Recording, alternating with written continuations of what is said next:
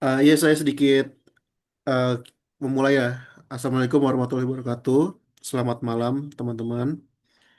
Eh, kita berjumpa di Vicon kedua ya. Di sini akan ada presentasi dari kelompok satu dan juga dua. Nanti keseluruhan Vicon malam ini akan saya rekam dan nanti akan saya upload dalam bentuk link YouTube dan juga Google Drive. Nanti harap ketua kelompok semuanya mendownload rekaman kelompok satu dan kelompok dua ya. Jadi nanti di UAS nanti itu di-upload untuk masing-masing anggota kelompok ke LMS gitu ya untuk penilaian UAS gitu.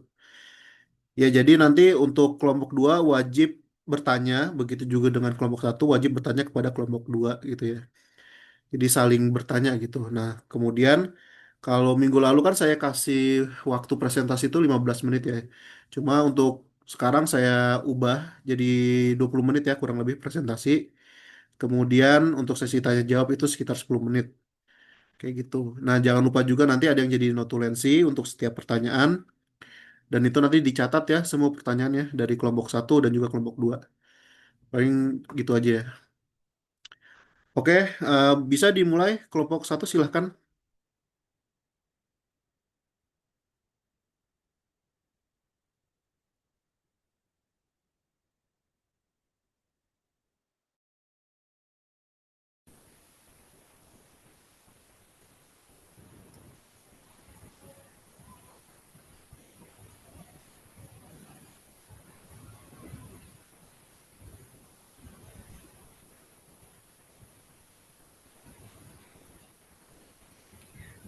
Assalamualaikum warahmatullahi wabarakatuh.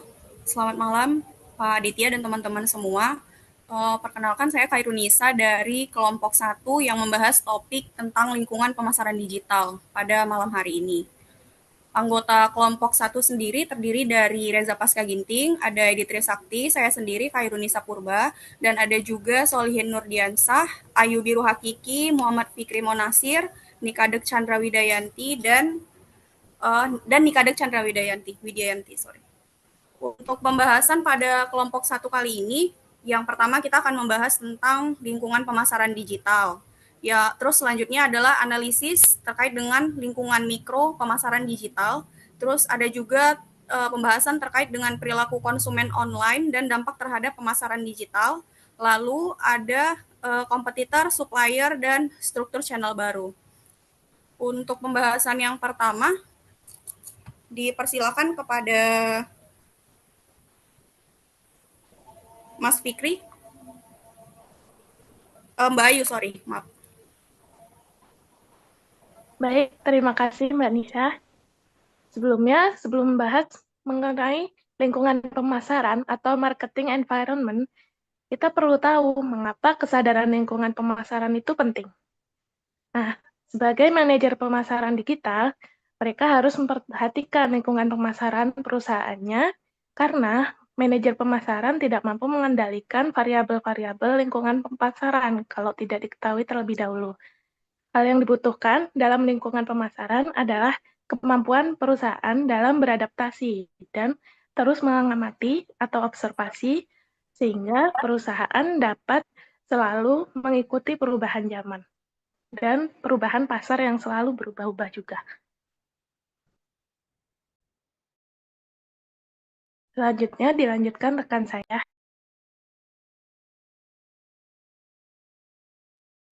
Baik, terima kasih Mbak. Selanjutnya saya Chandra, izin membahas mengenai analisis lingkungan mikro pemasaran digital. Yang pertama, terkait definisi dari lingkungan mikro atau lingkungan internal, merupakan seluruh kegiatan internal perusahaan yang dapat dikendalikan untuk mencapai tujuan dan menjalankan strategi pemasaran. Dalam konteks pemasaran, lingkungan mikro ini sangat penting karena menjadi ruang bagi pemasar untuk dapat mengatur, mengendalikan, dan mengarahkan berbagai operasi kegiatan sesuai dengan tujuan dan strategi perusahaan. Melalui pengelolaan lingkungan internal yang baik, perusahaan dapat mengalokasikan sumber daya secara produktif, yakni dengan mengkoordinasikan faktor manusia, sarana, dan berbagai alat manajemen lainnya, yang hasilnya nanti setiap bagian dalam perusahaan akan dapat bergerak selaras, mendukung strategi pemasaran, dan dapat menghasilkan kinerja yang optimal. Di dalam lingkungan mikro, peran utama seorang manajer pemasaran adalah membangun hubungan yang kuat dengan pelanggan melalui penciptaan nilai dan pemberian kepuasan yang konsisten. Namun, hubungan tersebut tidaklah dapat terbentuk secara langsung, melainkan ada beberapa pihak yang turut mempengaruhi, seperti pemasok, kompetitor, perantara, dan pelanggan itu sendiri, di mana keempat elemen ini membentuk sebuah jaringan yang menentukan bagaimana sebuah usaha rintisan menyusun konten dan layanan yang ditawarkan. Dengan memahami dinamika lingkungan mikro ini, manajer pemasaran dapat memastikan bahwa setiap keputusan dan strategi yang dibuat tetap relevan, kompetitif, dan sesuai dengan kebutuhan pasar. Selanjutnya,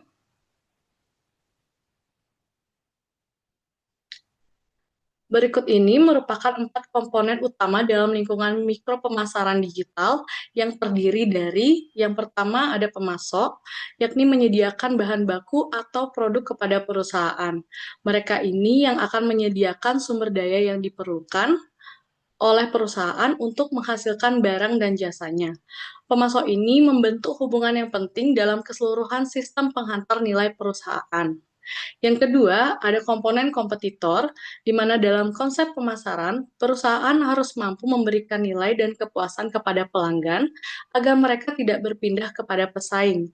Karena itu, pemasar perlu menyesuaikan penawaran dengan kebutuhan konsumen yang menjadi target pasar.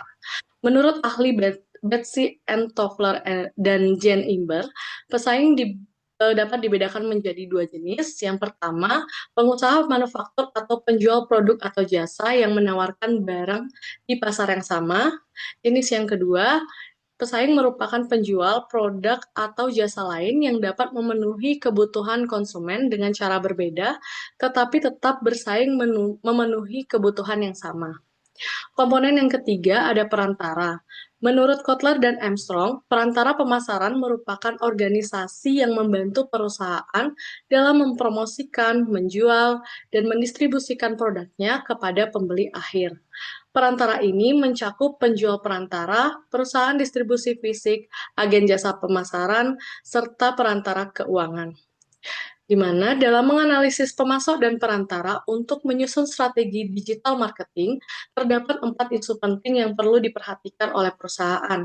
Yang pertama, level adopsi teknologi, terkait seberapa cepat perantara menggunakan teknologi digital. Yang kedua, isu integrasi dan keterhubungan, seperti kelancaran koordinasi dan aliran informasi antar pihak.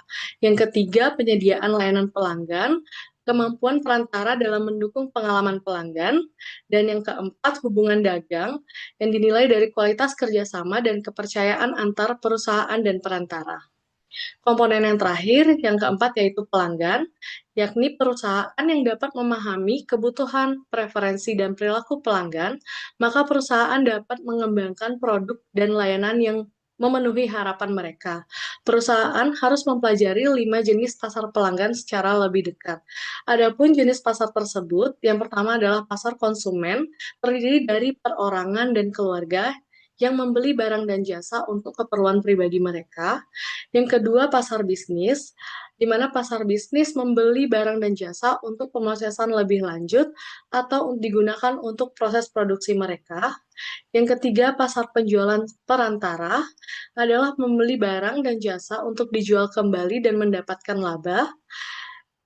Yang selanjutnya, pasar pemerintah, badan pemerintah yang membeli barang dan jasa untuk menghasilkan pelayanan umum atau menyalurkan barang jasa ke pihak lain yang membutuhkan mereka.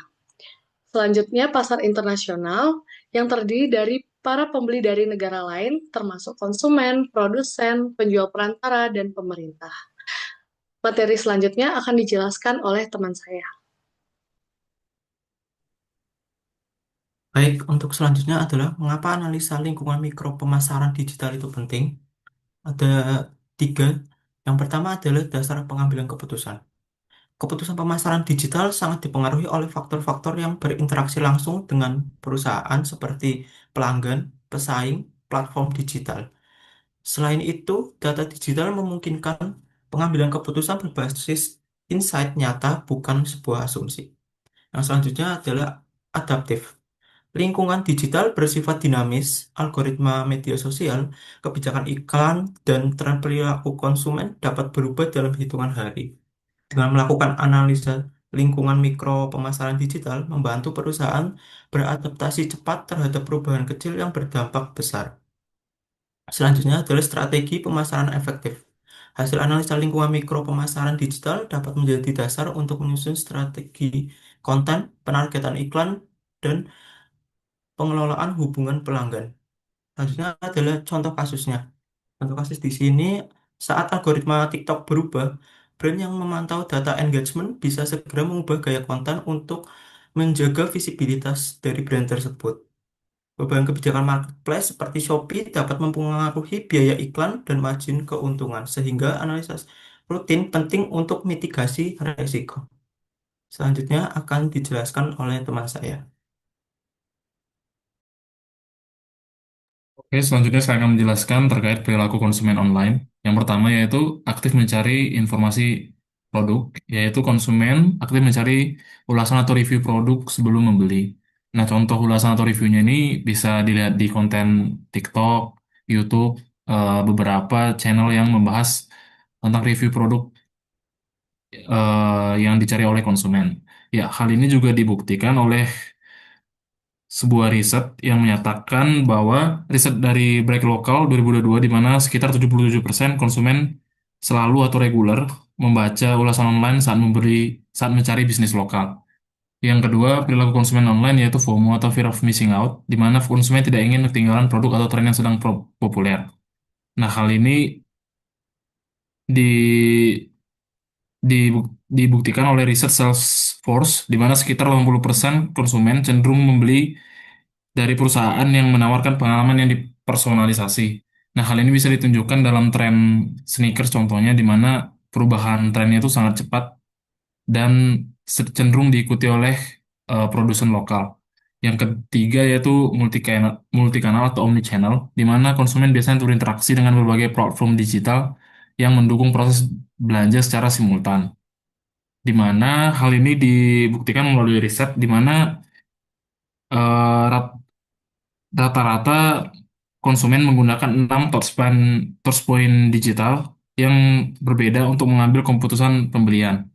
Nah, selain itu biasanya link link tree dari online shop itu biasanya terhubung dengan berbagai online shop, bisa contohnya Shopee, TikTok Shop, dan lainnya, serta terhubung dengan WhatsApp dari marketing atau bagian sales dari produk tersebut gitu. Yang terakhir yaitu ekspektasi kenyamanan belanja, di mana konsumen menyukai kemudahan navigasi atau user experience, kecepatan loading situs, proses checkout yang singkat, dan layanan pelanggan yang cepat. Hal ini juga dibuktikan melalui eh, riset Google, di mana peningkatan waktu loading website dari 1 detik menjadi 3 detik meningkatkan kemungkinan bounce rate hingga 32%. Next. Nah, perilaku konsumen online itu menyebabkan beberapa dampak dalam pemasaran digital, di mana yang pertama yaitu optimalisasi search engine optimization dan konten marketing, di mana seller atau marketer harus memastikan konten search engine optimization, blog, dan deskripsi produk mudah ditemukan, relevan, dan terperinci. Yang kedua yaitu perubahan tren dinamis, di mana seller harus cepat tanggap dalam menghadapi perubahan tren yang begitu cepat. Hal ini tidak hanya berlaku pada barang dengan substitusi, namun bisa juga berlaku dengan barang pendamping. Contohnya sepatu itu biasanya ada satu set alat untuk membersihkan sepatu tersebut. Nah, sehingga seller atau marketer harus beradaptasi dengan perubahan tren yang begitu dinamis, menyesuaikan dengan bahan sepatu tersebut. Yang ketiga, dampaknya yaitu peningkatan integrasi platform belanja, di mana seller harus mengintegrasikan layanan platform belanja, aplikasi, chatbot, dan media sosial dengan mempertimbangkan kenyamanan dan kemudahan akses konsumen serta penyediaan beragam pilihan pembayaran dan logistik. Hal ini dibuktikan melalui link-link tree dari marketer atau seller yang biasanya terhubung dengan platform belanja aplikasi, chatbot, untuk customer service, serta akun media sosial yang berisi konten-konten deskripsi produk dan kelebihan dan kekurangannya, serta terhubung dengan pilihan pembayaran dan logistik pengiriman. Selanjutnya akan diteruskan oleh rekan saya.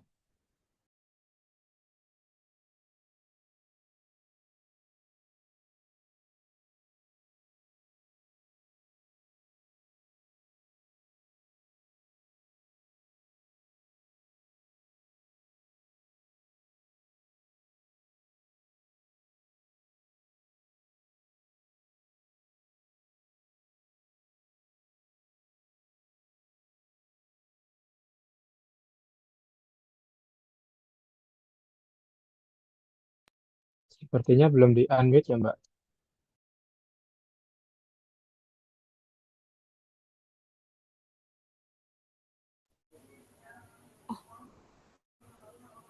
Sorry. Baik, saya ulangi. Selanjutnya ada kompetitor, supplier, dan struktur channel baru.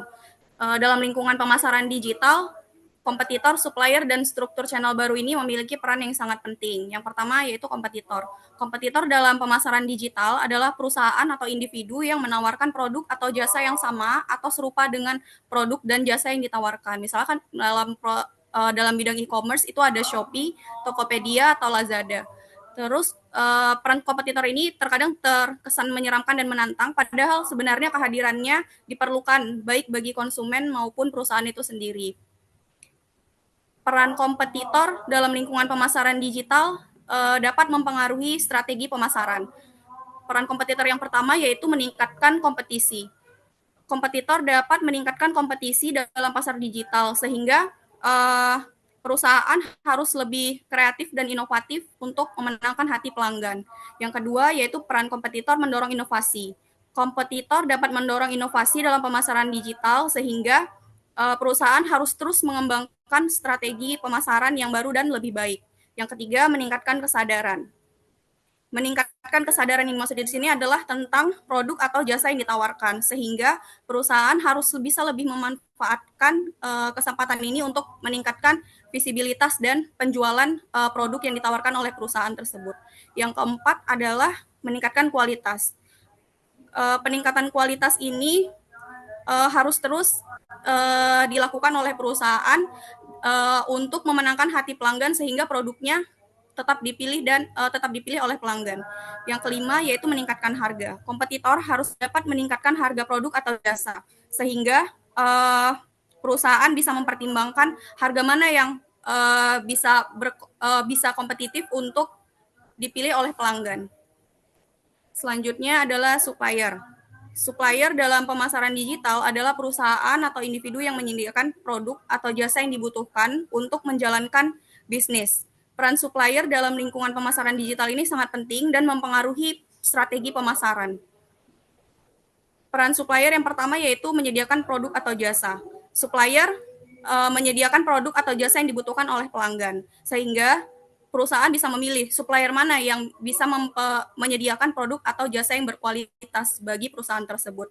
Yang kedua adalah meningkatkan kualitas. Supplier dapat meningkatkan kualitas produk atau jasa dari perusahaan, sehingga perusahaan harus bisa memilih supplier mana yang bisa menyediakan produk atau jasa yang berkualitas untuk perusahaannya. Terus yang ketiga adalah meningkatkan efisiensi. Supplier dapat meningkatkan efisiensi proses bisnis perusahaan. Yang keempat, meningkatkan keamanan. Supplier dapat meningkatkan keamanan data dan transaksi perusahaan sehingga perusahaan harus bisa memilih supplier mana yang bisa memberikan keamanan dan keamanan bagi perusahaannya. Terus yang kelima ada meningkatkan inovasi. Supplier bisa meningkatkan inovasi produk dan jasa perusahaan sehingga perusahaan harus bisa memilih supplier mana yang bisa memberikan produk yang baik dan inovatif bagi perusahaannya. Yang ketiga ada struktur channel baru. Struktur channel baru dalam pemasaran digital ini adalah cara-cara baru untuk mencapai target pasar dan meningkatkan penjualan melalui penggunaan teknologi digital. Contoh struktur channel baru yang ada saat ini misalkan melalui media sosial seperti Facebook, Instagram, atau TikTok. Terus ada juga bisa melalui influencer marketing, bekerja sama dengan influencer atau mempromosikan produk atau jasa. Terus yang ketiga, misalkan melalui email marketing, mengirim email promosi kepada pelanggan atau prospek. Yang keempat ada konten marketing, membuat konten yang relevan dan bermanfaat untuk menarik target pasar. Terus ada juga search engine optimization, meningkatkan visibilitas website untuk menarik target pasar. Terus ada juga paid advertising, meningkatkan iklan berbayar untuk meningkatkan visibilitas dan penjualan. Peran struktur channel baru dalam lingkungan pemasaran digital ini sangat penting juga dan dapat mempengaruhi strategi pemasaran. Perannya yang pertama yaitu meningkatkan jangkauan. Struktur channel baru bisa meningkatkan jangkauan produk atau target pasar yang lebih luas. Terus meningkatkan visibilitas juga. Struktur channel baru ini bisa membantu dalam pencarian di media sosial ataupun laman search engine lainnya. Terus meningkatkan interaksi. Struktur channel baru ini bisa meningkatkan interaksi antara pelanggan dan bisa meningkatkan loyalitas antara pelanggan dan produk dari perusahaan tersebut. Terus yang keempat, ada meningkatkan konversi. Struktur channel baru bisa meningkatkan konversi penjualan dengan menyediakan pengalaman belanja yang lebih baik bagi konsumen. Yang kelima, meningkatkan analisis. Struktur channel baru dapat meningkatkan analisis data dan memungkinkan bagi perusahaan untuk membuat keputusan yang lebih tepat ke depannya. Selanjutnya akan dijelaskan oleh teman saya. Baiklah, izin memberikan kesimpulan daripada materi kita pada hari ini. Lihat aja ya Mas ya kesimpulannya. Siap, siap Pak. Yang pertama, gambaran umum tentang lingkungan pemasaran digital, di mana lingkungan pemasaran digital itu terdiri dari lingkungan mikro dan lingkungan makro. Lingkungan mikro mencakup unsur-unsur internal yang mempengaruhi kemampuan perusahaan dalam melayani pelanggan, yaitu pemasok, kompetitor, perantara, ataupun pelanggan. Sedangkan manajer pemasaran digital itu harus mampu beradaptasi dan membangun hubungan baik dengan setiap unsur ini agar strategi digital marketing berjalan efektif. Itu untuk lingkungan mikro. Sedangkan untuk faktor makro atau lingkungan makronya itu mencakup kondisi ekonomi, politik, hukum, sosial, teknologi, dan lingkungan yang mana akan dibahas nanti oleh teman-teman dari kelompok kedua. Lalu untuk poin perilaku konsumen online, itu di mana saat ini konsumen itu sangat bergantung pada internet dan perangkat mobile dalam mengambil keputusan pembelian. Nah, sebagian besar konsumen itu bakal mencari informasi, membandingkan merek, dan lain sebagainya sebelum melakukan pembelian. Oleh karena itu, perusahaan perlu memahami karakteristik, kebiasaan, dan preferensi konsumen online agar strategi kampanye digital lebih efektif. Selanjutnya, Kak.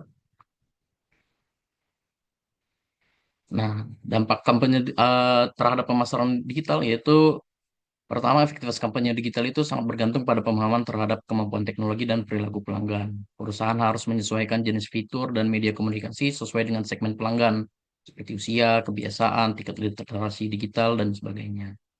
Lalu, untuk poin analisis kompetitor supplier dan channel baru, persaingan dalam dunia digital menuntut perusahaan untuk memahami strategi, sumber daya, layanan pelanggan, serta hubungan dengan para kompetitor. Kolaborasi dengan mitra bisnis, yaitu pemasok ataupun perantara, juga menjadi sangat penting karena era digital adalah era keterhubungan dan integrasi. Mungkin itu saja kesimpulan daripada materi kita pada hari ini. Saya kembalikan ke moderator. Terima kasih. Oke, terima kasih pemaparannya. Kita beri apresiasi dulu dong untuk kelompok satu. Tepuk tangan dulu. Oke, terima kasih kelompok satu sudah memaparkan presentasinya. Sekarang giliran kelompok 2. Silakan jika ingin bertanya. 10 menit waktu diskusinya. Pak, izin bertanya. Ya, silakan. Baik, perkenalkan saya Alfian Fahri. Saya izin bertanya ya. Tadi terkait dengan perilaku konsumen, salah satunya ada fear of missing out, FOMO, gitu ya. Nah, itu bisa didapatkan menjadi salah satu sumber informasi yang menjadi dasar analisa tentang bisnis yang dan juga strategi pemasaran. Tapi jadi pertanyaannya adalah FOMO terkadang bisa menyebabkan monkey bisnis, yaitu fenomena di mana bisnis menjadi bubble, menjadi besar, tapi rapuh secara jangka panjang atau sustainability-nya tidak kuat. Nah, kira-kira strategi apa dan analisa seperti apa yang bisa didapatkan atau diambil dengan cara melihat perilaku FOMO konsumen dan juga apa yang terjadi di digital saat ini seperti itu. Ya bisa langsung dijawab saja.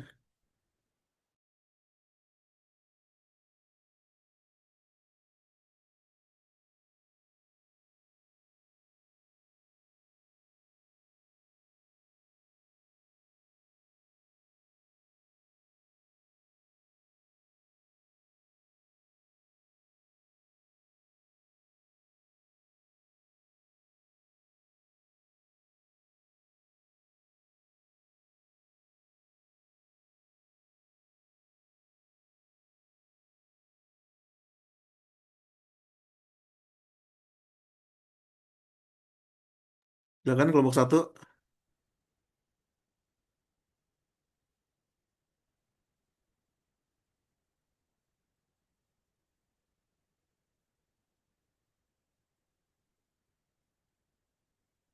Pak, kami boleh minta pertanyaan ulang nggak, Pak?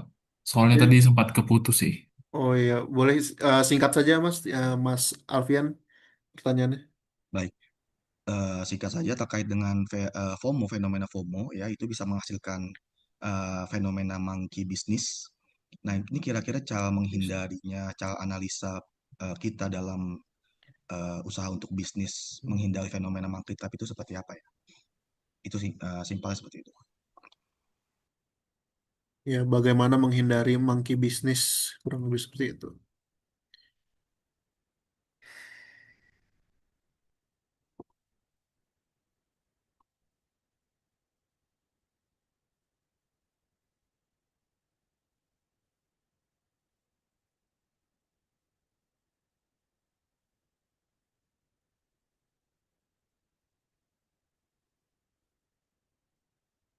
Sambil dicatat ya kelompok satu ya pertanyaan dan siapa juga yang bertanya tadi. Kurang lebih tuh monkey business tuh ini ya, praktik bisnis yang curang kayak gitu ya Mas ya. Iya Pak, yang menyebabkan bubble Yang dalam iya, heeh. nanti suatu saat bisa meledak. Seperti Nah, kasus ini, contoh kasus janda bolong dulu. Ya, iya, daun janda bolong. iya benar. Banyak yang ketipu. Iya, bagaimana kira-kira menghindari monkey business, kurang lebih seperti itu.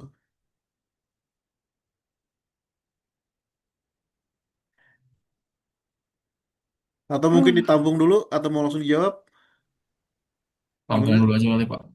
Oke, tampung dulu ya. Sambil nyari boleh.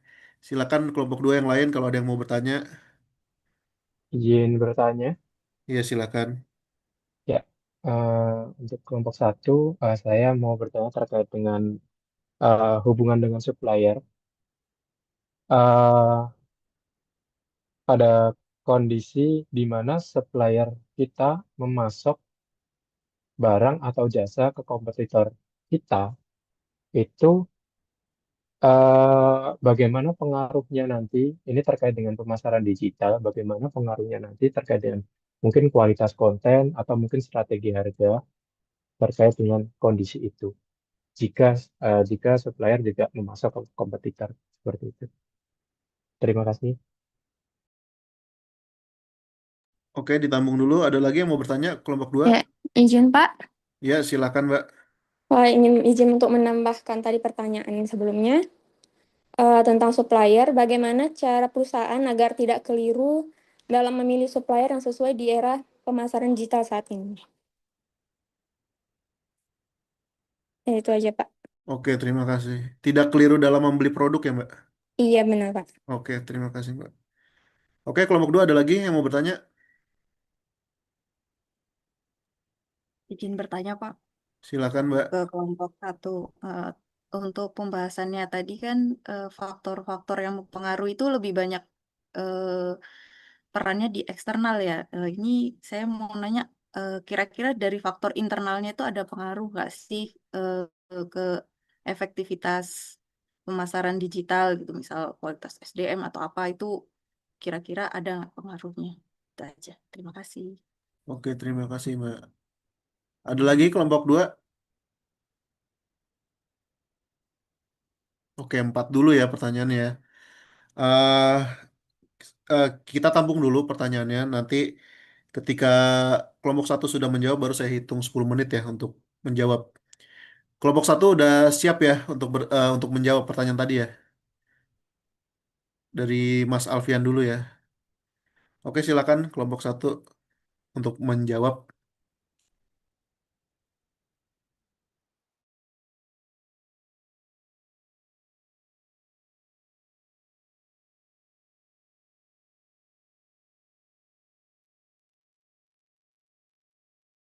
Izin Bapak Aditya Ya, untuk silakan. menjawab Hmm. pertanyaan Kak Alfian yang pertama tadi, bagaimana cara suatu perusahaan agar tetap sustainable di era fenomena FOMO yang terjadi pada saat ini? Mungkin sebaiknya kita sebagai perusahaan di awal harus sudah jelas visi misi dan nilai kita sebagai perusahaan. Apa itu yang kita tawarkan dan harus memiliki nilai lebih yang tidak mudah tergerus dengan apa itu FOMO yang sangat mudah berubah, mengikuti tren influencer dan sebagainya. Yang kedua juga prioritaskan kebutuhan pelanggan.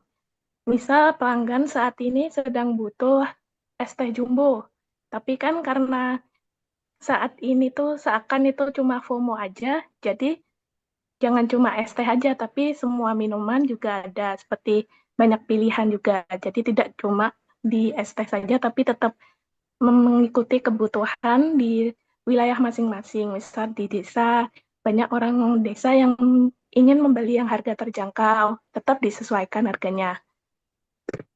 Kemudian juga tetap harus melakukan riset, harus tetap rajin dan mengikuti berita-berita terkini dan mengambil keputusan dari data yang didapatkan. Jangan hanya sebagai impulsif saja. Mungkin demikian. Bila teman-teman ada yang ingin menambahkan. Oke, terima kasih Mbak. Silakan kelompok satu. Jika ada yang mau menambahkan, boleh. Langsung menjawab pertanyaan selanjutnya juga boleh. Izin Pak untuk menjawab pertanyaan daripada Kak Ririn kalau nggak salah tadi ya. Iya, oke. Pertanyaannya kalau nggak salah tadi terkait bagaimana cara perusahaan agar tidak keliru dalam membeli produk di era pemasaran digital ya. Iya, dan Mungkin ya benar ya Kak ya. iya benar. Ya mungkin yang pertama dari perusahaan itu harus membuat kerangka kebutuhan yang jelas ya. Jadi sebelum membeli itu perusahaan itu harus membuat list gitu kayak apa yang ingin apa masalah yang ingin diselesaikan atau output yang diharapkan ataupun kriteria wajib atau dan juga tambahan. Kemudian menetapkan prosedur evaluasi vendor ya. Nah, bikin checklist vendor misalnya kayak kredibilitas perusahaan yang menawarkan produk, kemudian kesesuaian fitur dengan kebutuhannya, lalu harga dibandingkan dengan nilainya, apakah ada layanan purna jualnya, dan yang penting di era digital saat ini yaitu keamanan data ya. Selain itu juga bisa untuk melakukan functional review. Ini akan melibatkan beberapa divisi, seperti untuk divisi operasional itu untuk memahami kebutuhan teknis, kemudian divisi keuangan untuk menilai kemampuan anggaran, divisi IT-nya itu untuk integrasi, dan manajemennya sudah pasti untuk keputusan strategisnya. Bisa juga untuk misalnya layanan yang ingin dibeli itu dalam bentuk software atau alat kerja digital. Nah, itu perusahaan juga bisa melakukan pilot project atau masuk uji coba ya. Kayak minta demonya, minta trial untuk beberapa hari. Nah, itu akan diuji kinerja dengan data perusahaannya. Mungkin itu sih, Kak. Terima kasih. Oke, terima kasih.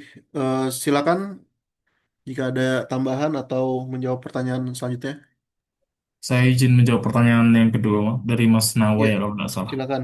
Ya, intinya pertanyaannya sih apabila supplier memasok barang yang sama dengan kompetitor, bagaimana strategi marketingnya? Mungkin ada dua pendekatan ya Pak. Kalau misalnya eh, kompetitor kita ini di segmen pasar yang sama seperti kita sih, mungkin strategi marketingnya ya melakukan strategi soft selling sih. Melakukan pendekatan yang tidak tidak mainstream dengan pasar. Tapi biasanya tuh ada pendekatan kedua di mana supplier kita itu memberikan grade terhadap barang yang disuplai.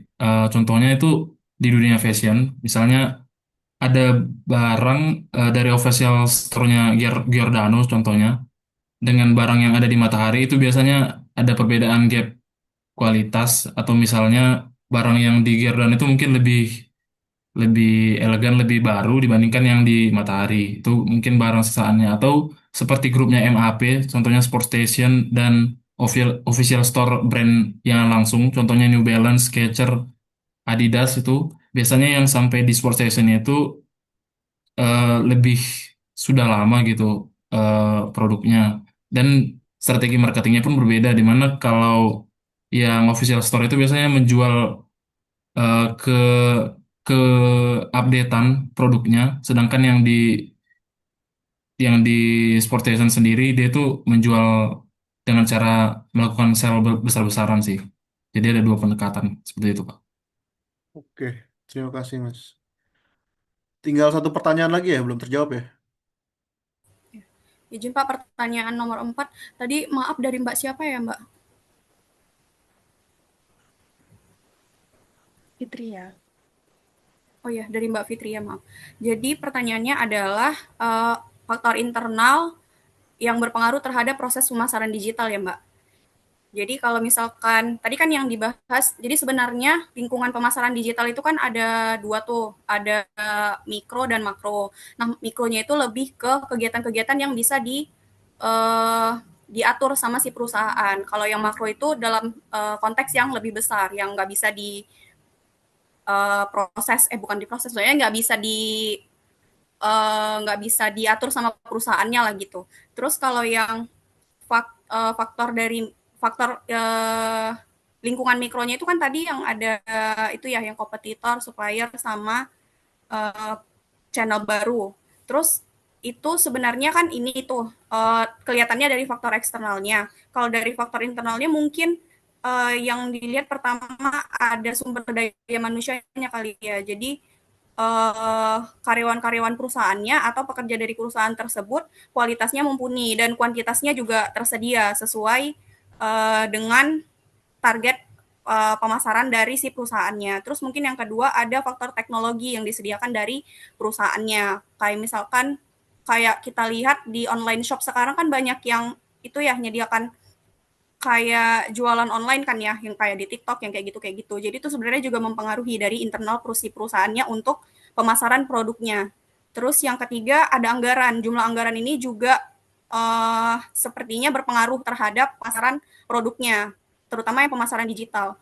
Terus ada juga struktur organisasi mungkin yang mendukung atau bisa menghambat dari proses dari pemasaran digital tadi. Atau yang kelima ada juga budaya perusahaannya. Budaya perusahaan ini mempengaruhi terhadap cara perusahaan untuk memasarkan produknya. Masih konvensional kah atau sudah digital gitu. Terus ada juga kreatif dan inovasinya. Si perusahaan bisa nggak memberikan konten-konten yang menarik, yang cukup inovatif untuk bisa menarik pelanggan tertarik sama produk yang ditawarkannya. Kira-kira seperti itu. Ada tambahan dari teman-teman?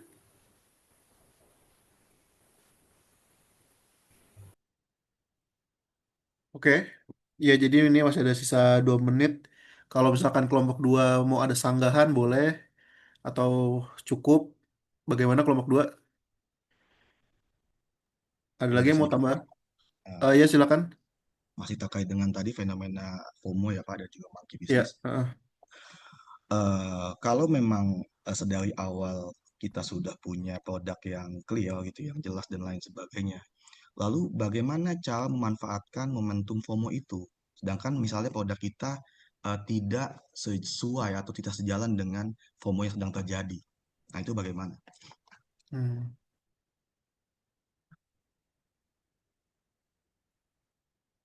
Ya ada tambahan kelompok 1. Bagaimana kalau Izin, Pak. ya silakan. Jadi, maaf Kak Alfian, maksudnya apakah perusahaan itu sudah terlanjur membuat perusahaan yang hanya FOMO atau pertanyaannya bagaimana cara membuat perusahaan yang tidak hanya FOMO? Ya, pertanyaan sebenarnya yang kedua tadi, yaitu kan perusahaan kita tujuannya kan tentu sustainability ya.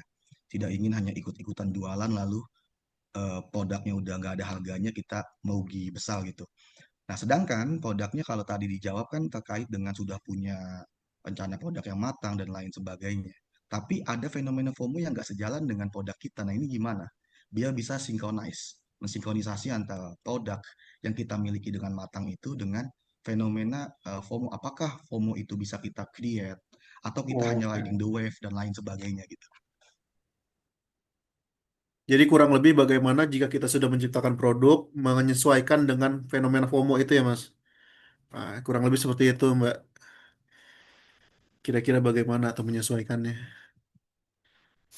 Hmm, baik, saya coba menjawab ya Pak dan Ya. Kak Alfian.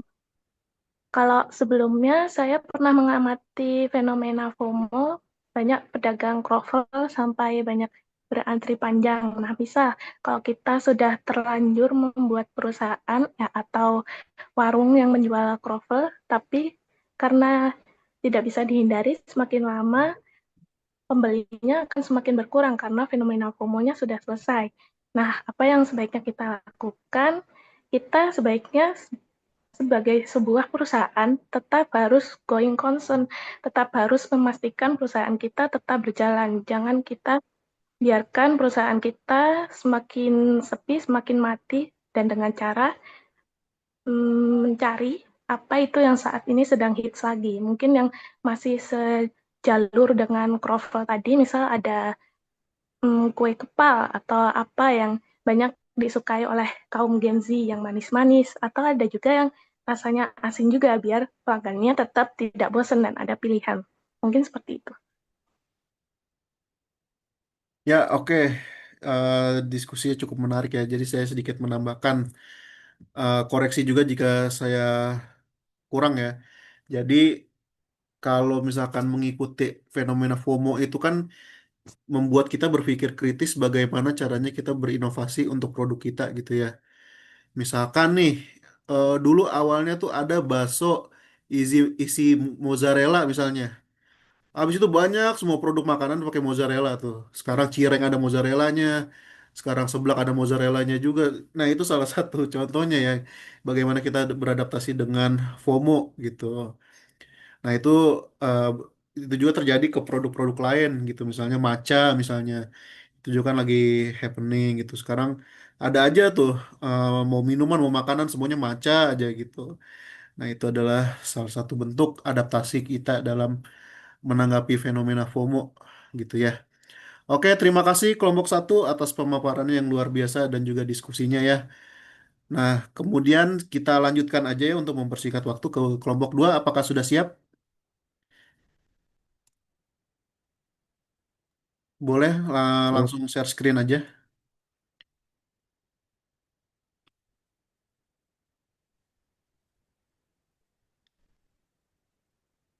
Oke, bisa langsung dimulai kalau udah siap, Mas. Oke, saya mulai. Ya, Mbak. Assalamualaikum warahmatullahi wabarakatuh. Waalaikumsalam. Kenalkan, kami dari kelompok 2 di sini. Kami akan menjelaskan tentang the internet macro environment atau lingkungan makro internet.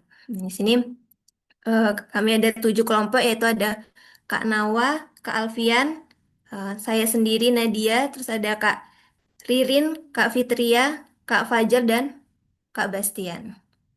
Dan di sini eh, pembahasan materinya, nah, kita ada pembagian lingkungan makro, terus lingkungan dan tantangan teknologi, kemudian lingkungan dan tantangan ekonomi, serta politik, kemudian lingkungan dan tantangan hukum, sosial, dan budaya. Oke. Nah, selanjutnya akan dijelaskan oleh rekan saya. Baik, terima kasih Kak Nadia. Bismillahirrahmanirrahim. Assalamualaikum warahmatullahi wabarakatuh. Izin Mas, PPT-nya belum berubah ya? Ayo. Ya, baik Pak Aditya izin untuk presentasi ya Pak. Baik teman-teman, di sini kami akan mempresentasikan mengenai the internet macro environment atau lingkungan makro internet ya. Nah, teman-teman ada yang melihat berita atau kejadian saat ini nggak yang terjadi di Amerika Serikat misalnya? Kira-kira ada yang tahu bisa kasih eh, pandangan sedikit? Ya.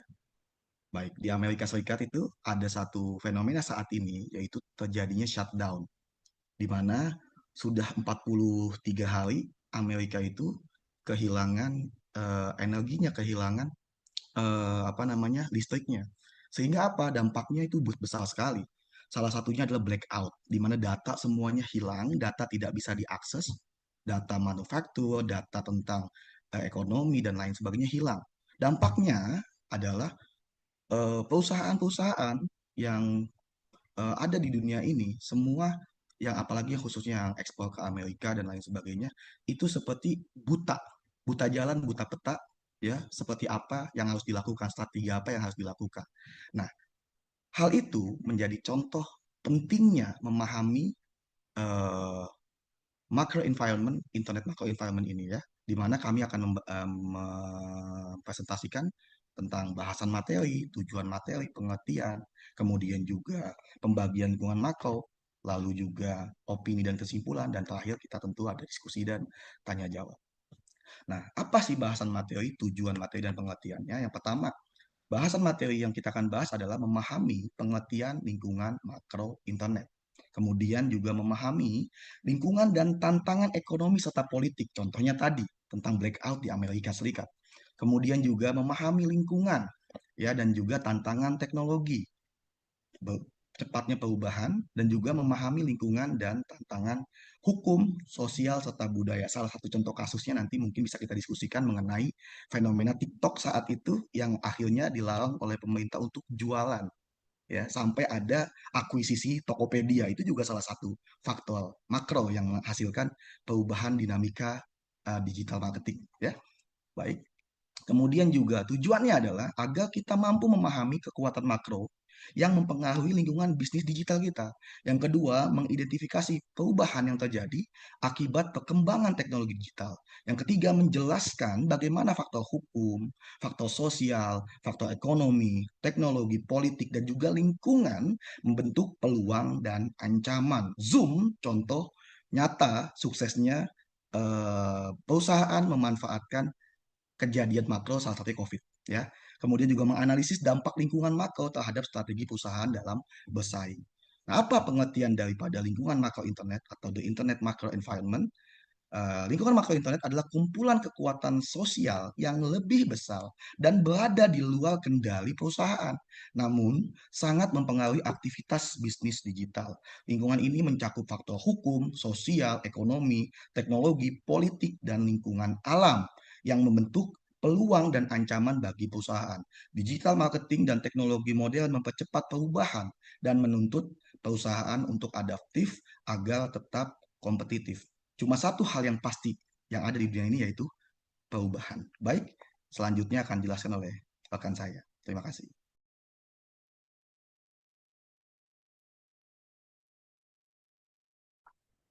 Baik, izin Bapak dan rekan-rekan sekalian, eh, untuk pembahasan berikutnya berkaitan dengan pembagian lingkungan makro itu sendiri. Nah, pembagian lingkungan makro ini, menurut Kotler dan Keller tahun 2009 itu dibagi menjadi 6.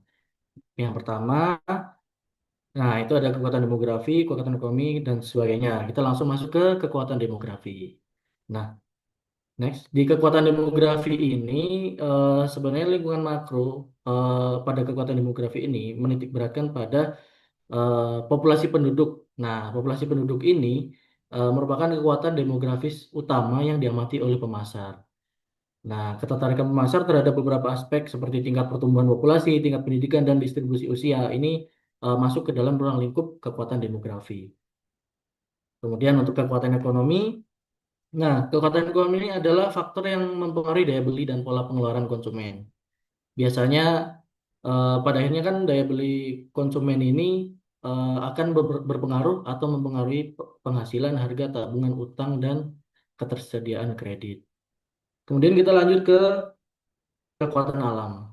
Nah, 3 hal yang harus diketahui oleh pemasar dari tren ini pada aspek kekuatan alam ini ada tiga menurut Kotler dan Keller. Yang pertama yaitu terkait dengan kelangkaan bahan mentah, peningkatan populasi, peningkatan intervensi pemerintah.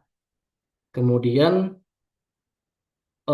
kekuatan teknologi. Ini ada empat hal yang harus diamati oleh pemasar dari tren kekuatan teknologi. Yang pertama ada kecepatan perubahan yang semakin tinggi, kemudian yang kedua peluang inovasi yang tak terbatas, yang ketiga adalah anggaran research and development yang beragam, kemudian yang keempat adalah semakin banyaknya peraturan mengenai perubahan teknologi. Ini empat aspek ini, empat hal ini sangat berpengaruh di aspek kekuatan teknologi ini. Kemudian untuk yang kelima ada kekuatan politik. Nah, kekuatan politik ini biasanya ruang lingkupnya. Nah, ruang lingkupnya itu terdiri atas badan hukum, badan pemerintah, dan berbagai macam kelompok LSM atau lembaga swadaya masyarakat. Nah, em, beberapa kelompok ini, termasuk badan hukum dan badan pemerintah ini, akan mempengaruhi dan membatasi berbagai organisasi dan perseorangan. Sehingga semuanya itu akan mempengaruhi kekuatan politik. Kemudian ada kekuatan budaya. Nah, yang terakhir ini berkaitan dengan institusi dan kekuatan yang mempengaruhi nilai dasar, persepsi, selera, dan perilaku masyarakat. Hal ini berkaitan dengan budaya ya. Sehingga sebagian selera dan preferensi konsumen itu biasanya ya pada aspek kekuatan budaya ini dibentuk melalui kepercayaan, nilai, dan norma yang berkembang di sekitar seperti itu. Kemudian untuk pembahasan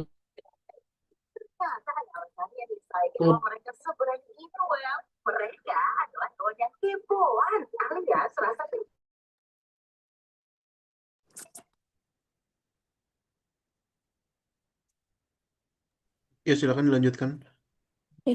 Baik, selanjutnya itu pembahasan tentang lingkungan dan tantangan teknologi. Seiring dengan perubahan teknologi yang sangat cepat, terutama dalam bidang pemasaran dan produk baru, meliputi cara-cara untuk mengakses target pasar melalui munculnya saluran dan platform digital baru. Sehingga terbentuknya ekonomi digital, ekonomi berbasis teknologi digital, internet, dan komunikasi global. Apa itu ekonomi digital? Ekonomi digital ini merupakan suatu kondisi ekonomi yang berdasarkan pada teknologi digital. Disebut juga ekonomi internet atau ekonomi baru dan ekonomi web. Ekonomi digital ini berbasis pada komputer, software, jaringan digital, dan teknologi informasi. Dalam ekonomi baru, jaringan digital dan infrastruktur ini menjadi platform global untuk berinteraksi, berkomunikasi, berkolaborasi, dan mengakses informasi bagi orang dan organisasi. Berikut ciri dan dampak dari ekonomi digital, yaitu inklusif, terbuka, dan membuka peluang yang merata, kemudian mendorong sharing ekonomi dan pertumbuhan UMKM dan startup, mendorong transformasi model bisnis atau bisnis proses industry engineering, kemudian startup lebih adaptif dibanding perusahaan lama. Adapun untuk target pemerintah pada tahun 2020, Indonesia sebagai largest digital economy di Asia Tenggara, di mana pemerintah menargetkan transaksi e-commerce sebesar 130 miliar US dollar, kemudian 1.000 teknopreneur dengan nilai bisnis sebesar 10 miliar US dollar. Nah, untuk itu, untuk pencapaian target tersebut diperlukan peta jalan membuka akses berbagai macam sektor bisnis untuk masuk, bergabung, dan memperkuat bangunan ekosistem digital. Salah satunya dengan mengetahui potensi pertumbuhan ekonomi digital di Indonesia, serta benchmark e-commerce negara-negara lain. Tidak dipungkiri beragam masalah dalam pencapaian target ini cukup banyak, diantaranya perubahan model bisnis berbagai sektor, dari konvensional ke digital. Faktor sosial-kultur masyarakat yang tidak dengan cepat dapat mengadopsi sistem ekonomi digital, dan faktor lain itu ialah kendala yang dialami pelaku startup, masalah internasionalisasi, perusahaan-perusahaan nasional yang diakuisisi oleh perusahaan asing, perlindungan konsumen, serta regulasi dari transaksi online itu sendiri. Selanjutnya akan dilanjutkan oleh rekan saya. Baik, minta tolong sebelumnya di ancaman di era digital. Oke, saya akan menjelaskan ancaman di era digital. Yang pertama, masih banyaknya pekerjaan tradisional mulai tergantikan oleh mesin dan otomatisasi. Dan ini menimbulkan ancaman nyata bagi tenaga kerja konvensional. Yang kedua, munculnya kesenjangan digital antara mereka yang melek teknologi dan yang belum siap beradaptasi. Selain itu, kita juga makin bergantung pada teknologi yang bisa menimbulkan risiko sosial seperti isolasi dan ketergantungan berlebihan. Dan yang paling serius itu pada ancaman terhadap privasi dan keamanan data. Kalau dulu pencuriannya itu berupa barang fisik, sekarang data pribadi kita gampang dicuri hanya dengan lewat satu klik. Selanjutnya, peluang di era digitalisasi. Era digital ini juga membuka peluang yang sangat luar biasa besar. Digitalisasi menciptakan banyak lapangan pekerjaan baru, terutama di bidang teknologi, kreatif, dan wirausaha digital. Bisnis juga bisa bertransformasi jadi lebih efisien, hemat energi, dan ramah lingkungan. Selain itu, munculnya ekonomi kreatif digital seperti konten kreator, startup, membuktikan kalau ide dan kreativitas kini bisa menjadi aset bernilai tinggi. Dan juga teknologi bisa menyatukan dunia. Sekarang kolaborasi antar lintas negara hanya bisa dilakukan dengan hanya lewat satu layar. Jadi di balik tantangan digital sebenarnya ada lautan peluang yang sangat menunggu kita untuk kita jelajahi. Selanjutnya ada tantangan.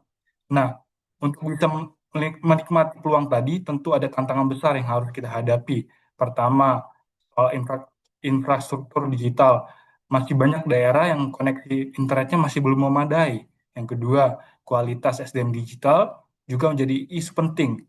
Kita butuh sumber daya manusia yang bukan cuma bisa memakai teknologi, tapi juga bisa berinovasi dengan teknologi. Yang ketiga, kepercayaan terhadap transaksi digital. Masih banyak masyarakat yang ragu karena takut penipuan ataupun kebocoran data. Yang keempat, keamanan cyber. Ini menjadi prioritas utama di tengah maraknya serangan digital. Kalau semua tantangan itu bisa diatasi, Indonesia benar-benar jadi kekuatan besar di era ekonomi digital. Selanjutnya ada strategi. Soal strategi, bagaimana kita bisa menghadapi ancaman dan menjawab tantangan tadi. Strategi pertamanya dengan adanya meningkatkan literasi dan talenta digital nasional agar masyarakat lebih melek teknologi dari tingkat dasar sampai profesional. Yang kedua, memperkuat infrastruktur dan inklusi digital supaya akses teknologi merata ke seluruh wilayah. Yang ketiga, mendukung riset, inovasi, dan regulasi keamanan data agar transformasi digital tetap aman dan berkelanjutan. Dan yang paling penting, tentunya kolaborasi antara pemerintah, industri, dan dunia pendidikan harus berjalan seiring untuk membangun ekosistem digital yang kuat. Baik, selanjutnya akan dilanjutkan oleh teman saya. Oke, di sini saya akan menjelaskan lingkungan dan tantangan ekonomi serta politik. Next. Nah, jadi lingkungan ekonomi terdiri dari faktor-faktor yang mempengaruhi daya beli dan pola pembelian. Nah, jadi lingkungan ekonomi cenderung ditentukan oleh perhatian konsumen pada nilai dan perubahan pola belanja konsumen.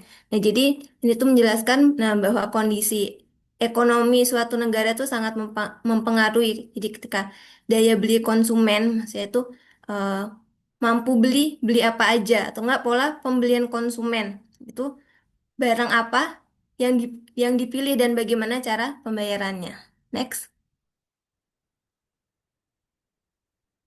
Kemudian mengubah pola perilaku konsumen. Jadi saat ini konsumen yang terperas secara finansial, itu beban finansial merambat naik, sedang mencari nilai yang lebih besar, kombinasi yang tepat dari kualitas dan jasa yang baik pada harga yang wajar, makanan, perumahan, dan transportasi menyerap hampir semua pendapatan rumah tangga. Nah, jadi ketika pendapatan meningkat, nah, maka presentase pendapatan yang dihabiskan untuk makanan itu menurun. Kemudian presentase yang dihabiskan untuk perumahan itu konstan jadinya kayak tetap. Kemudian presentase jumlah tabungan meningkat.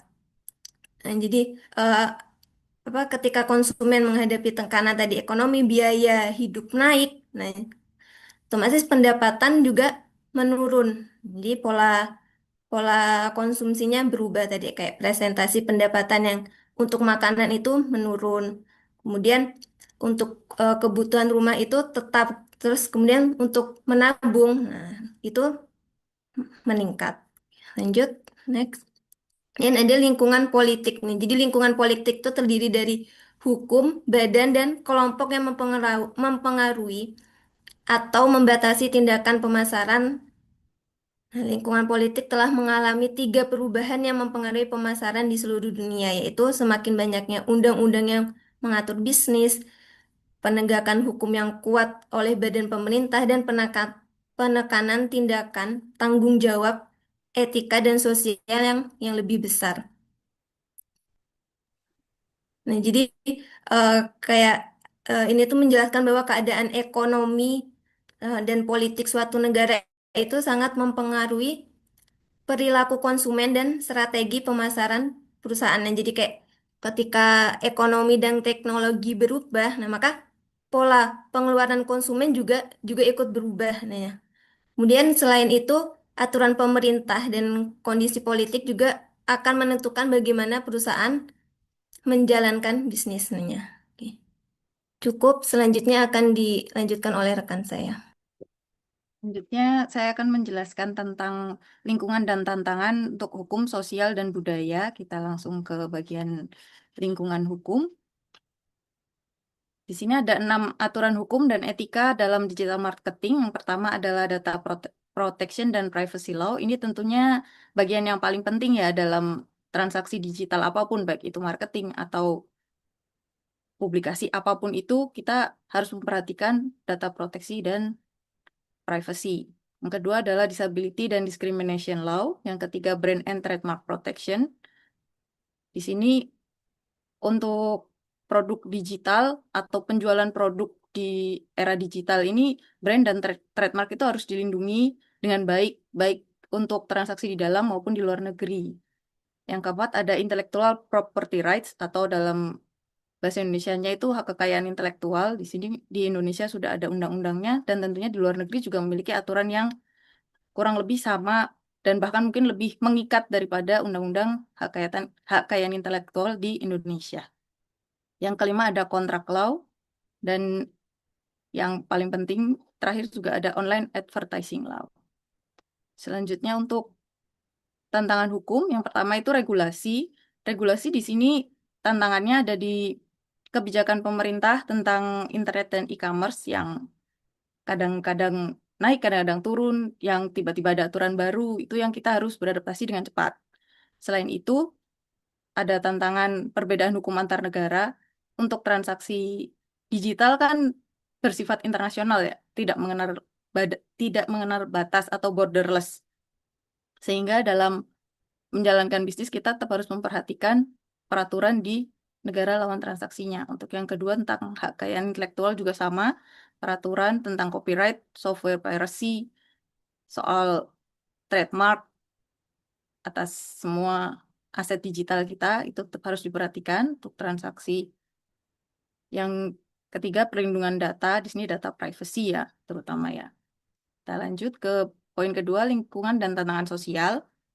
Di sini lingkungan sosial di sini intinya ada di interaksi online, perubahan perilaku yang tadi sudah dijelaskan oleh rekan saya sebelumnya, dan terbentuknya komunitas-komunitas baru di lingkungan online. Dalam lingkungan sosial ini harus kita perhatikan adalah isu-isu sosial seperti cyberbullying, hate speech, fake news, itu yang menjadi tantangan ya. Kita lanjut.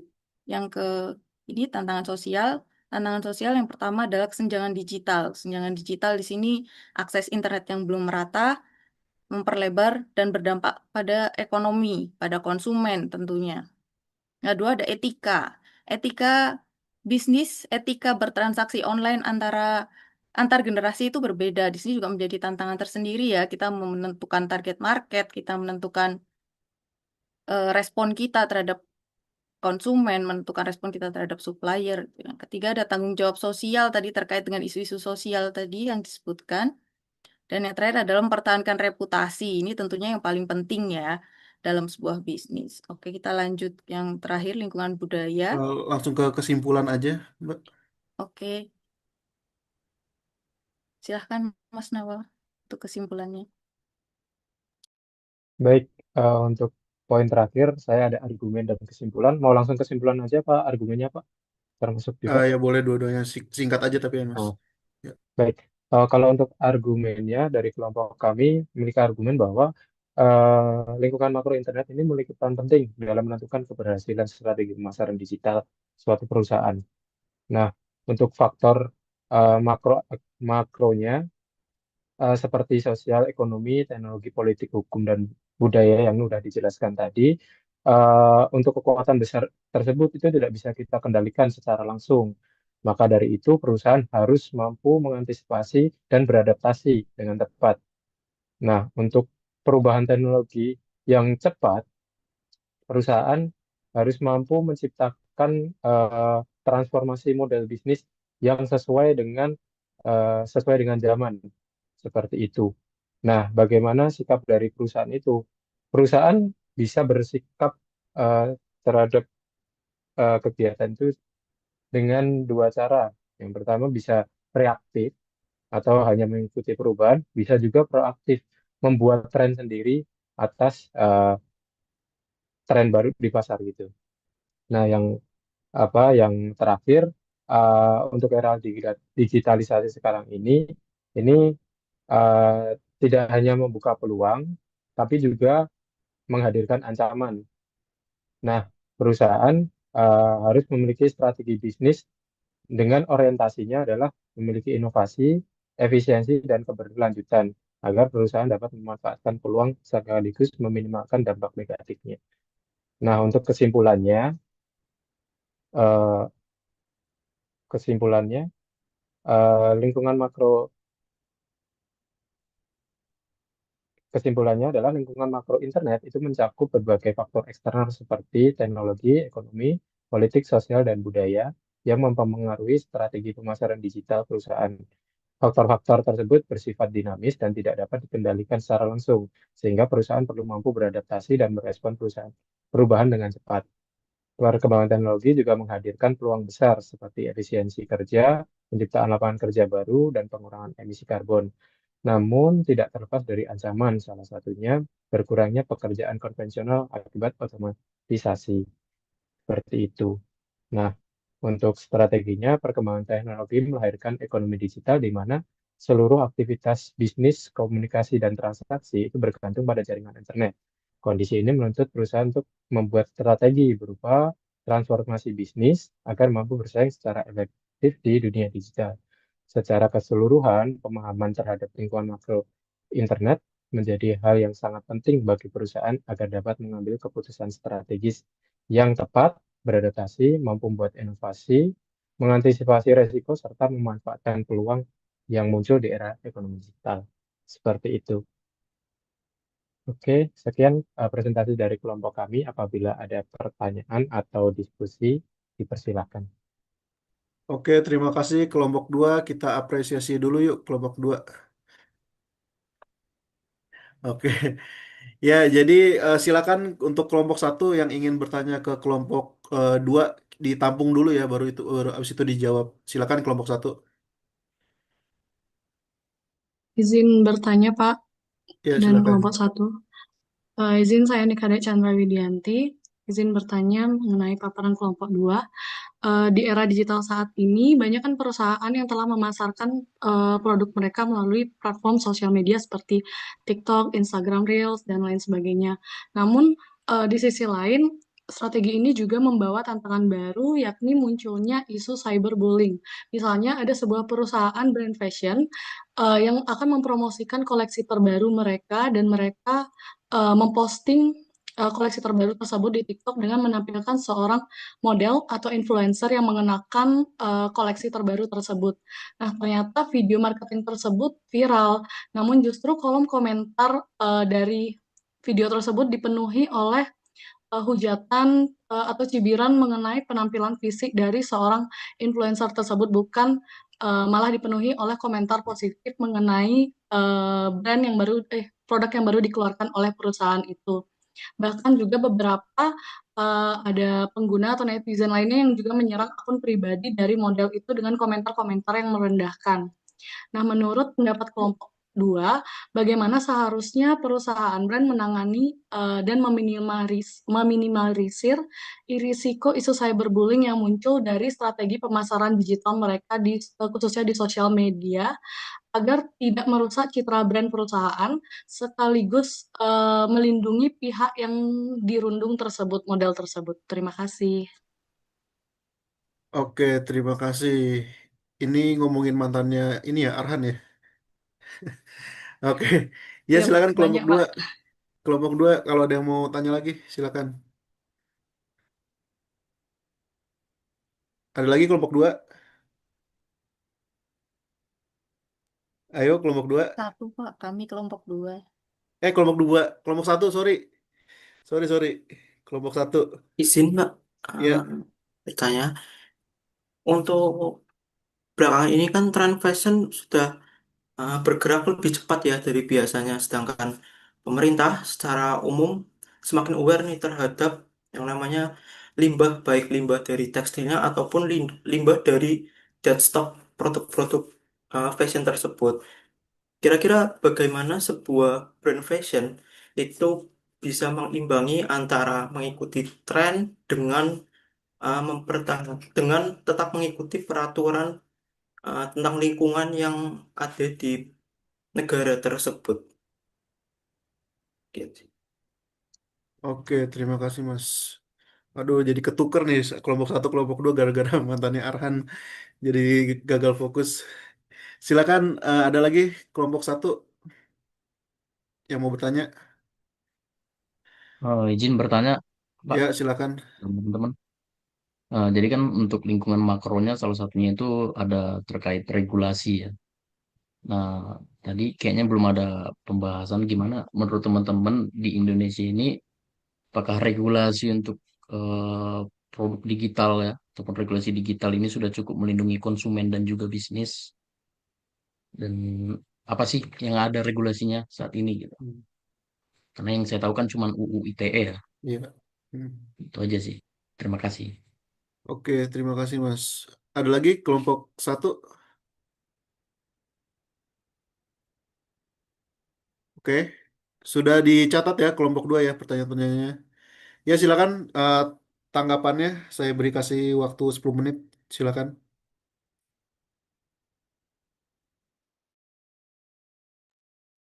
Jadi menjawab Pak. Ya, silakan Mas. Ya, ini terkait pertanyaan pertama dari Kak Nikadek Chandra Widianti ya. Ini berkaitan dengan eh, memasarkan platform di sosial media itu ada tantangannya, salah satunya adalah cyberbullying gitu ya, viral dan hujatan, influencer dan lain sebagainya menyerang akun pribadi, meminimalisir dan menjaga citra baik. Untuk terkait dengan hal ini ya, saya akan bagi dulu menjadi dua. Yang pertama, cek dulu apakah perusahaan itu ya memang dari awal yang mereka tuju adalah engagement, adalah aspek viralitas atau tidak. Ya, biasanya kalau yang dituju adalah aspek viralitas, tentunya memang yang diambil adalah influencer yang kontroversial. Ya, tujuannya justru satu, semakin banyak yang bully, semakin banyak yang hujat, nama dari produknya akan semakin melambung. Namun, dampaknya tentu harus ada kemampuan dari perusahaan itu untuk transforming, changing, berubah, ya, sehingga produknya itu tidak hanya dipandang berdasarkan influencernya, tapi berdasarkan kualitas produknya.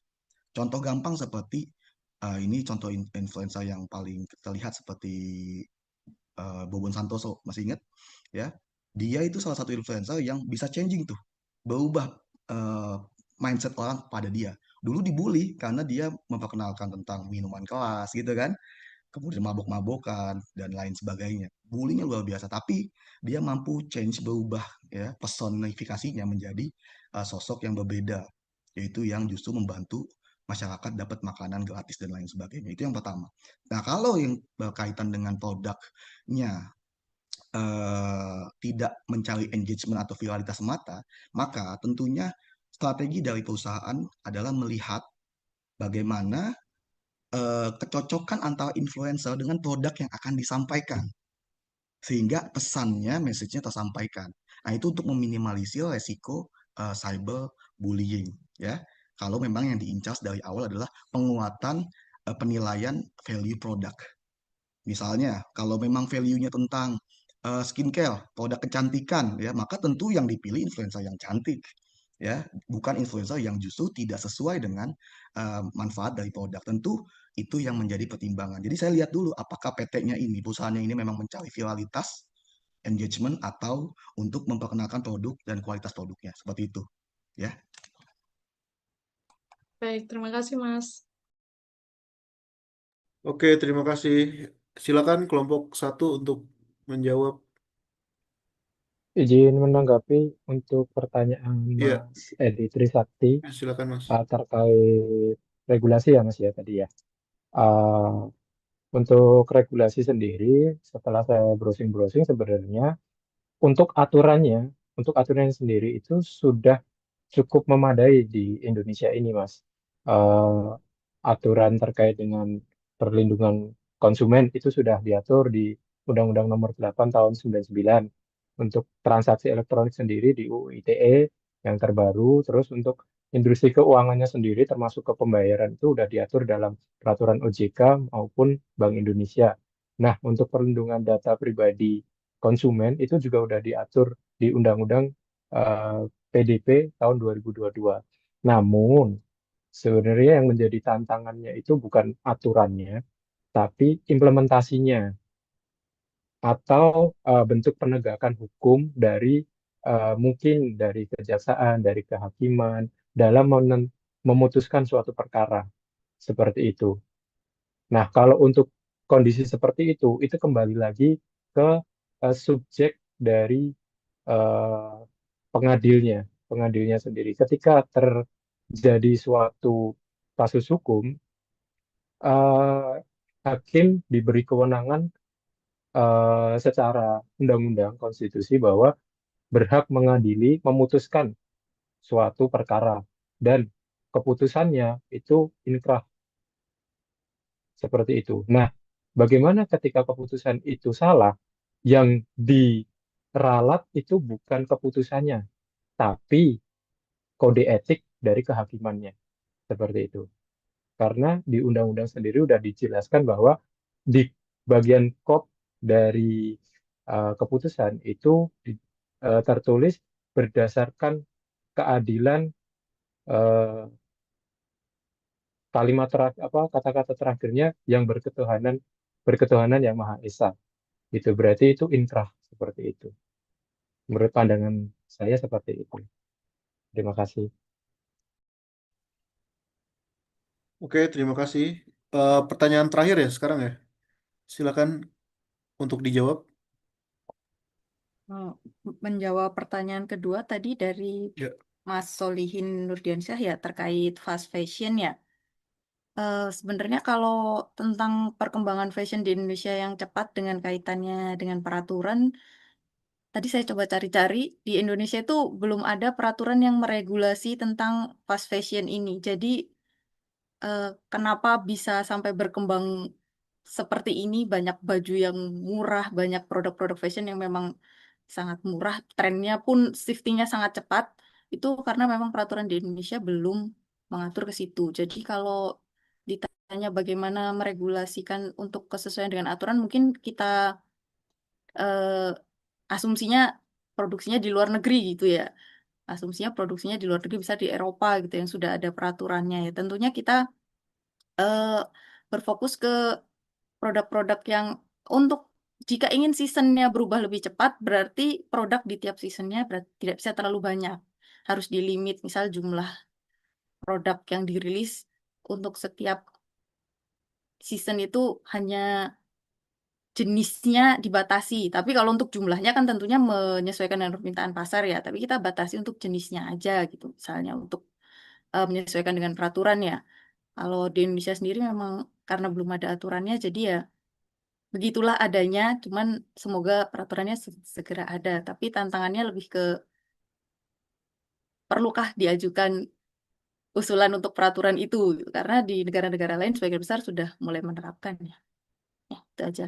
Silahkan teman-teman kalau mau menambahkan. Boleh izin menambahkan, Pak? Atau sudah ya waktunya? silakan, silakan. Oke. Baik, ini terkait dengan pertanyaan dari Mas Solihin tadi ya, yaitu tentang limbah ya, isu lingkungan berarti yang dibawa ke sini ya. Sebenarnya Indonesia itu secara fashion dan juga eh, brand kita masih dalam tahap growing ya, belum sampai ke titik peaknya. Artinya penyebaran limbah fashion sebenarnya di Indonesia belum terlalu masif. Tapi ada satu ya yang membuat limbah fashion di Indonesia luar biasa besar karena adanya thrifting ya, yaitu sampah-sampah negara luar yang datang ke Indonesia yang membuat fashion-fashion klasik diminati tapi ujungnya banyak menghasilkan dampak lingkungan yang buruk ya. Nah, ini sebenarnya sudah coba untuk diatasi oleh pemerintah. Salah satunya mungkin oleh Pak Purbaya kemarin ketika beliau sampai sidak ke pelabuhan-pelabuhan untuk mengecek thrifting-thrifting ilegal ini. Artinya, sebenarnya Indonesia secara fashion justru kita ingin memajukan brand lokal ya. Jadi fashionnya diambil kepada brand-brand lokal. Terbukti dengan dulu timnas Indonesia kemarin ya menggunakan brand lokal kan untuk brand bajunya gitu. Adapun yang harus kita batasi terkait dengan limbah ini adalah thrifting sebenarnya, ya, yaitu produk-produk sampah-sampah dari luar yang justru datang ke Indonesia untuk merusak. Ada isu penyakit, isu limbah, ya, dan lain sebagainya. Seperti itu, Pak. Oke, kelompok satu, apakah ada sanggahan atau mencoba mengcounter argumen-argumennya? Ada, masih ada sisa 1 menit. Oke, clear ya berarti ya. Iya, jadi saya sedikit menambahkan nih, menarik ya pertanyaannya ya. Untuk yang tadi cyberbullying ya, untuk menghindari hal tersebut sebenarnya ini menurut saya pribadi ini adalah kesalahan brandnya sebenarnya. Udah tahu yang bersangkutan itu problematik, kenapa dijadikan model begitu loh. Itulah kesalahannya. Apakah tidak tim marketingnya apakah tidak research dulu kah gitu kan? Karena kenapa? Masyarakat Indonesia ini semakin ke sini itu semakin menerapkan cancel culture, ya budaya penolakan. Yang mana tadinya ada di barat, sekarang kita udah mulai nih menerapkan cancel culture nih. Nah, itu sangat masif apalagi di Twitter contohnya ya. Nah, itu ini yang bersangkutan itu sudah termasuk terkena cancel culture. Contoh lainnya lagi adalah misalnya hmm, kita ke media hiburan sedikit ya, misalkan PS5 ya, tahu ya PS5 ya. Nah, PlayStation 5 itu dia berkolaborasi dengan Lisa Blackpink misalnya. Lisa Blackpink itu pacarnya orang Israel, orang Yahudi, sorry. Orang Yahudi. Nah, itu kena hujat lagi tuh PlayStation. Kenapa si PS5 ini ngambil brand ambassador yang pacarnya ternyata orang Yahudi. Nah, itu tuh sangat sensitif sih itu. Ini tuh balik lagi ke brandnya itu bagaimana mereka research research tuh gimana gitu loh. Udah tahu lagi sensitif, kenapa dijadikan BA? Nah, itu salah satu contohnya ya. Oke, ada lagi yang mau bertanya? Sudah clear ya. Oke, kita apresiasi untuk kita semua dulu dong. Sampai malam hari seperti ini ya. Ya, terima kasih banyak teman-teman yang sudah berpartisipasi dengan aktif di pertemuan Fitcon malam ini, khususnya kelompok 1 dan juga 2. Nanti rekamannya akan saya bagikan di LMS. Harap teman-teman mengunduh ya, download videonya. Kemudian saya juga lampirkan tautan Google Drive juga biar lebih gampang.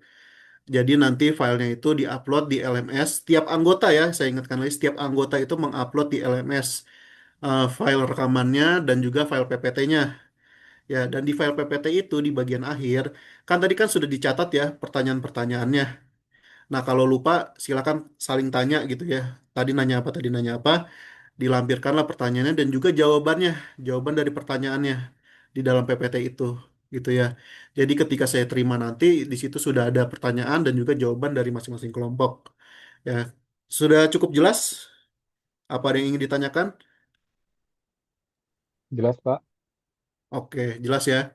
Ya, jadi nanti rekamannya juga boleh di cut bagian kelompok 1 aja misalnya, atau bagian kelompok 2 aja, atau secara keseluruhan juga di upload juga itu boleh gitu. Paling gitu aja sih untuk masalah teknisnya gitu ya. Oke, terima kasih banyak yang sudah berpresentasi hari ini. Tolong untuk ketua kelompok juga eh, setor ya nama-nama yang kurang aktif ataupun tidak berkontribusi gitu ya. Nanti store ke saya nama-namanya. Gitu aja sih. Oke, udah clear ya kita ya. Oke, minggu depan apa? 2 minggu lagi kelompok 3 dan kelompok 4 presentasi. Silakan nanti persiapkan materinya dan sampai berjumpa nanti di VidCon berikutnya. Oke, terima kasih. Saya akhiri. Wassalamualaikum warahmatullahi wabarakatuh. Waalaikumsalam Waalaikumsalam warahmatullahi Waalaikumsalam wabarakatuh. warahmatullahi Terima wabarakatuh. kasih Terima kasih, Terima Bapak. kasih, Pak. Pak. Oke, Terima terima kasih. kasih Selamat malam, semuanya. Pak. Malam. Pak, selamat malam.